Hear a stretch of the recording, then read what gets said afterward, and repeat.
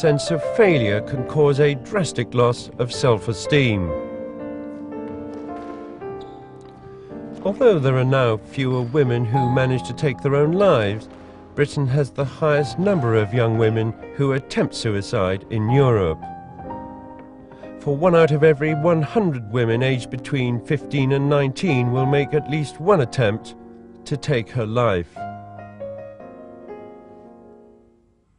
It's remained a very substantial problem in the United Kingdom, and we're talking about the most common reason for acute medical admission of young women and the second most common reason for acute medical admission of men. So it's a major health problem in this country. Altogether, the latest figures from the Coroners' Courts of England and Wales recorded nearly 5,000 suicides in 1990, out of an estimated 200,000 attempted suicides.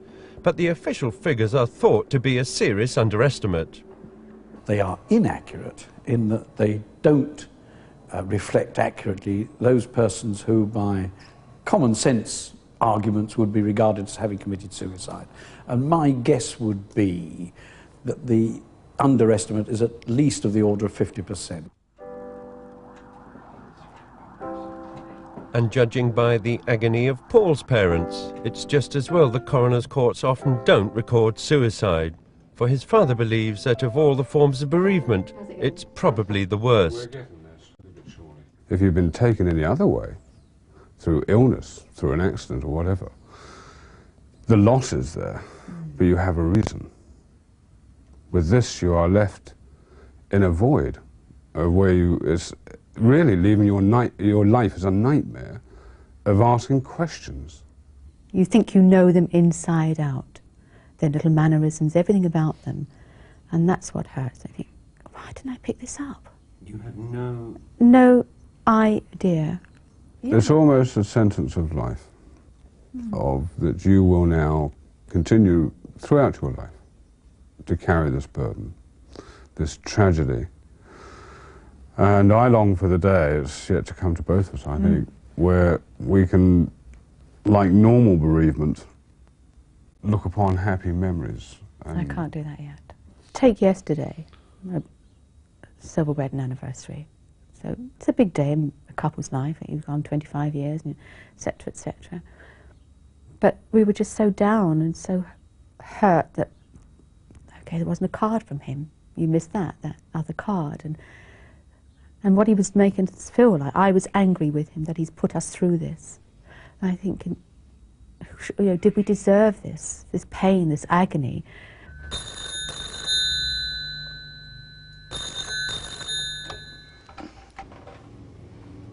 The Samaritans, can I help you? The Samaritans, perhaps more than anybody else, know what's happening to the mood of Britain.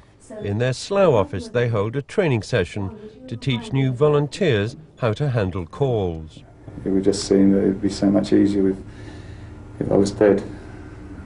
So, does that mean that you're thinking of suicide? Yes, I am. Last year, the Samaritans took over 2.5 million calls from desperate or suicidal people. The organisation, which provides a totally confidential service to its callers, doesn't know how many lives it saved. But one thing it knows for certain. You want to sleep and not. The nature of the distress that we share with people is increasing. It's becoming, there's more of it. And for individuals, perhaps the ability to cope over a prolonged period with feelings of desolation and despair, that ability is diminishing. Despite all the research, nobody really knows what causes people to take their own lives. Many of the apparent causes, like loneliness, relationship problems, poverty, or a sheer lack of self-regard and worth, appear to flow together to form a devastating feeling of despair. With this despair in place, experts believe that suicide may then be triggered by a single event, an event which to outsiders may seem trivial, but which to the individual concerned can be absolutely shattering. Despite the complexities involved, an increasing body of expert opinion believes that one of the most important background factors in explaining the rise in the rate of younger male suicide is unemployment. At a conference on suicide in Bedford, Professor Colin Pritchard lays out what he sees as the increasingly strong evidence for a connection. When you look at the 1930s, we had unprecedented levels of suicide in the 1930s, which then came down. We then found exactly the same matching profile in the 1980s of increase in unemployment and increases in suicide. And the case of David would certainly seem to suggest some kind of connection between unemployment and suicide. Now 28, he's been out of work more or less since he left school. Earlier this year, he moved from the northeast of England to Oxford in search of a job. But daily visits to the job centre have produced no work. So far this year, he's made 2 attempts on his life by slashing his wrists. You just get bored and you feel as if whatever you do, you might as well just give up in the first place. I just got depressed with the whole situation, really. Unemployed, not having much money, and break up with relationships.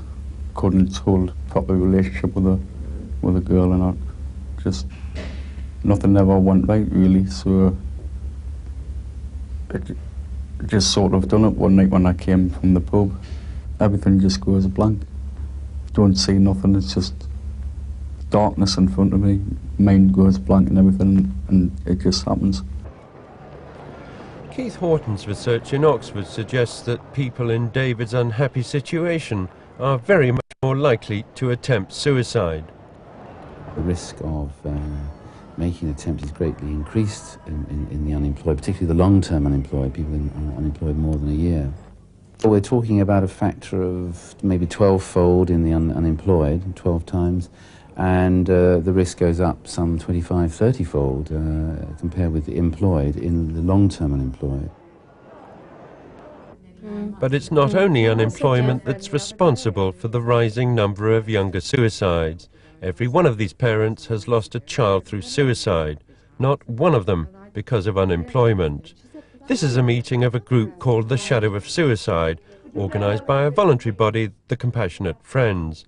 It's one of the few ways that people like Paul's parents can talk openly about a subject that's normally taboo. And people still make jokes and flippant remarks about suicide. I had this a few weeks ago when I was temping and I was working in a garage, and they were backing a car into the showroom, and I was sat like that because I couldn't bear the fumes. And we were making all sorts of flippant remarks, and one of the reps, you know, he said, "Oh, a bit of carbon monoxide, so it's really good for you." He said, "Does you the world of good." He said, "Mate, sucking on an exhaust pipe." He said, "Makes you go all pink." And I thought, tell me about it. I thought, I've seen my pink, son. In my day, did you ever talk about suicide? No. Wouldn't even have crossed your mind that, you know, however bad things were, you could jolly well pull yourself up by your bootstraps and you got on with things. I don't know, this is a funny thing to say, that death is a romantic idea. I certainly, when my daughter died, I had letters from her friends saying, wasn't she brave? And, oh, you know, I will always remember her as such a wonderful person and such a beautiful person. Yeah, they forget all the and bad I write things, back don't and they? say, listen, it's much braver to stay alive. The government has set targets to reduce suicide by 1/3 in its Health of the Nation document. Most immediately, doctors believe that tablets like paracetamol should be laced with chemicals that make people sick if they take too many. Likewise, modifying car exhausts to make it more difficult to attach hoses could reduce the most common method used by men. But the real challenge must now lie in explaining why more younger people are feeling suicidal. If unemployment is the factor that some experts believe, then the answers lie as much perhaps with economic policy. Until the dramatic rise in younger male suicides is understood, the agony of people like Paul and his parents will continue. If only we could hold you close. If only we could change time. If only I could give you a rose. if only, Paul, you were mine. If only we knew how you hurt. If only I could press your shirt. If only you were not on lease. If only we knew you were at peace. If only love. Recordings of many phone conversations.